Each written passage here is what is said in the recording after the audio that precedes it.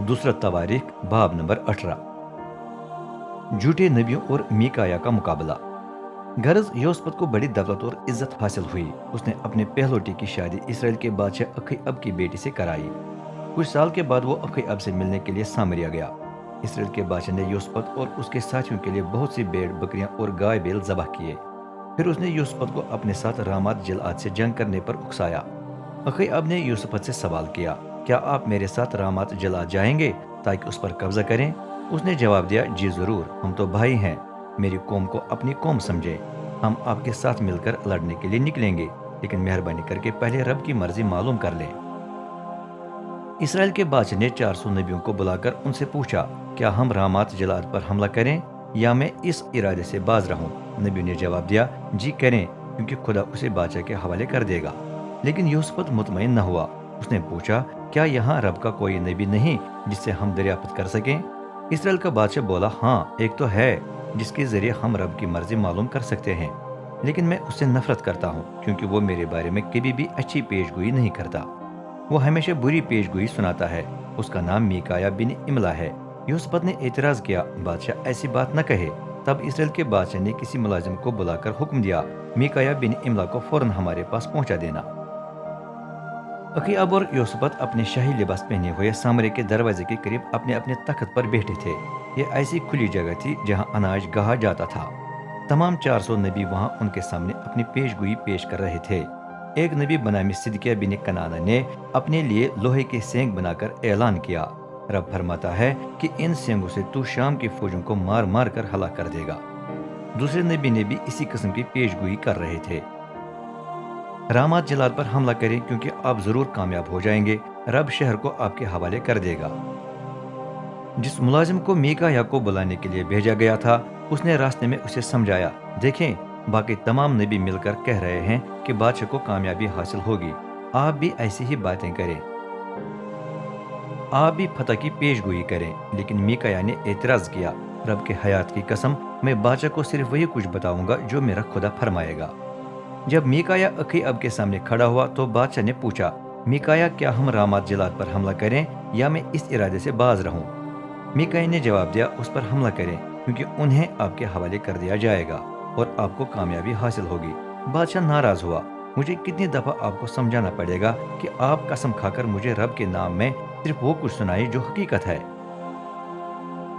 तब मीकाया ने जवाब में कहा, मुझे तमाम इसराइल गिलाबान से महरूम भेड़ बकरियों की तरह पहाड़ों पर बिखरा हुआ नजर आया। फिर रब मुझसे हम कलाम हुआ, इनका कोई मालिक नहीं है, हर एक सलामती से अपने घर वापस चला जाए। इसराइल के बादशाह ने यूसुफ से कहा, लो, क्या मैंने आपको नहीं बताया था कि यह शख्स हमेशा मेरे बारे में अच्छी पेशनगोई नहीं करते? लेकिन मीकाया ने अपनी बात जारी रखी, रब का फरमान सुने। मैंने रब को उसके तख्त पर बैठे देखा। आसमान की पूरी फौज उसके दाएं और बाएं हाथ खड़ी थी। रब ने पूछा, कौन इसराइल के बादशाह अखीअब को रामात जिलाद पर हमला करने पर उकसाएगा ताकि वो वहां जाकर मर जाए? एक ने यह मशवरा दिया, दूसरे ने वो। आखिरकार एक रूह रब के सामने खड़ी हुई और कहने लगी, मैं उसे उकसाऊंगी। रब ने सवाल किया, किस तरह? रूह ने जवाब दिया, मैं निकलकर उसके तमाम नबियों पर यूं काबू पाऊंगी कि वो झूठ ही बोलेंगे। रब ने फरमाया, तू कामयाब होगी, जा और यूं ही कर। ए बादशाह, रब ने आप पर आफत लाने का फैसला कर लिया है, इसलिए उसने झूठी रूह को आपके इन तमाम नबियों के मुंह में डाल दिया है। तब सिदकिया बिन कनाना ने आगे बढ़कर मीकाया के मुंह पर थप्पड़ मारा और बोला, रब का रूह किस तरह मुझसे निकल गया ताकि तुझसे बात करे? मीकाया ने जवाब दिया, जिस दिन आप कभी इस कमरे में कभी उसमें खिसक कर छुपने की कोशिश करेंगे, उस दिन आपको पता चलेगा। तब अखीअब बादशाह ने हुक्म दिया, मीकाया को शहर पर मुकर्रर अफसर अमोन और मेरे बेटे योआस के पास वापस भेज दो। उन्हें बता देना, इस आदमी को कैद में डालकर मेरे सही सलामत वापस आने तक कम से कम रोटी और पानी दिया करें। मीकाया बोला, अगर आप सही सलामत वापस आए तो मतलब होगा कि रब ने मेरी मारिफत बात नहीं की। फिर वो साथ खड़े लोगों से मुखातिब हुआ, तमाम लोग ध्यान दें।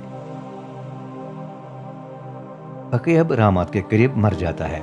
इसके बाद इसराइल का बादशाह अखीअब और यहूदा का बादशाह यूसुफ मिलकर रामात जिलाद पर हमला करने के लिए रवाना हुए।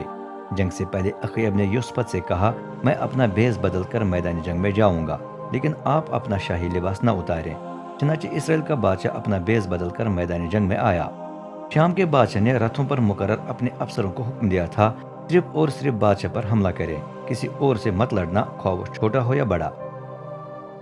جب لڑائی چھڑ گئی تو رتھوں کے افسر یوسپت پر ٹوٹ پڑے، کیونکہ انہوں نے کہا یہی اسرائیل کا بادشاہ ہے۔ لیکن جب یوسپت مدد کے لیے چلا اٹھا تو رب نے اس کی سنی، اس نے ان کا دھیان یوسپت سے کھینچ لیا، کیونکہ جب دشمنوں کو معلوم ہوا کہ یہ اخیب بادشاہ نہیں ہے تو وہ اس کا تعاقب کرنے سے باز آئے۔ لیکن کسی نے خاص نشانہ باندھے بغیر اپنا تیر چلایا تو وہ اخیب کو ایسی جگہ جا لگا جہاں زرہ بختر کا جوڑ تھا۔ بادشاہ نے اپنے رتھ بند کو حکم دیا، رتھ کو موڑ کر مجھے میدانی جنگ سے باہر لے جاؤ، مجھے چوٹ لگ گئی ہے۔ لیکن چونکہ اس پورے دن شدید قسم کی لڑائی جاری رہی، اس لیے بادشاہ اپنے رتھ میں ٹیک لگا کر دشمن کے مقابل کھڑا رہا۔ جب سورج غروب ہونے لگا تو وہ مر گیا۔